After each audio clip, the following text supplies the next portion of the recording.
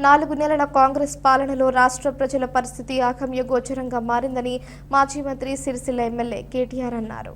తాగునీరుకు సాగునీరుకు ప్రజలు ఇబ్బందులు ఎదుర్కొంటున్నారని, కాంగ్రెస్ అభ్యర్థి ప్రాంతంలో ఎవరికీ తెలియదని సీఎం పెట్టారని, బీజేపీ అభ్యర్థి బండి సంజయ్ గెలుపు కోసమే డమ్మీ అభ్యర్థిని పెట్టారని కేటీఆర్ ఆరోపించారు. కారుపై ఓటు వేసి వినోద్ కుమార్ను భారీ మెజారిటీతో గెలిపించాలని కోరారు. రాజన్న సిరిసిల్ల జిల్లా ముస్తాబాద్ మండలంలో బీఆర్ఎస్ మండల కేంద్రంలో సోమవారం బూత్ స్థాయి సమావేశంలో మంత్రి కేటీఆర్ పాల్గొన్నారు.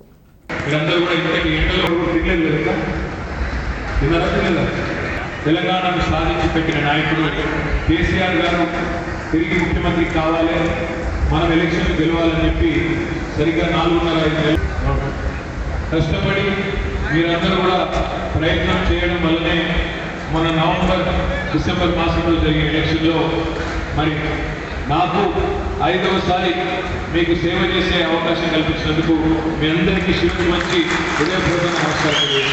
కేసీఆర్ గారి ప్రభుత్వం ఉంటే, మన ప్రభుత్వం ఉంటే ఇట్లుండకపోతుండే, రైతుల పొలాలు ఎక్కకపోతుండే, ఇవాళ మంచినీళ్ళ కోసం రాకపోతుండే. మరి రేపు సిరిసిల్ల జిల్లా ఉండనిస్తారా? రేవంత్ రెడ్డి ఓటేస్తే మరి పోనించుకుందామా? జిల్లా ఓనియా సిరిసిల్ల జిల్లా? ఇక్కడ వచ్చి కూర్చున్న కలెక్టర్ ఓని, జిల్లా అధికారులు ఓని, ఆయన ఆల్రెడీ నిర్ణయం తీసుకున్నాడు. 17 నుంచి 20 జిల్లాలు ఉండాలి రాష్ట్రంలో. 33 కేసీఆర్ అనవసరంగా పెట్టినట్టు. మరి సిరిసిల్ల జిల్లా కాపాడాలంటే మీరు నాకు బలం ఇయ్యాలి. ఈ గులాబీ కండువాకు మీరు పూర్తి స్థాయిలో గుండె ధైర్యాన్ని ఇవ్వాలి. మీరు ధైర్యం ఇస్తేనే, మీకు శక్తినిస్తేనే మేము కాపాడగలుగుతాం తప్ప ఓట్లు వేరే వాళ్ళకి వేసి మనకు కొట్లాడు అంటే కొట్లాడే శక్తి ఉంటుంది. కత్తి ఎవరికి ఇస్తాడో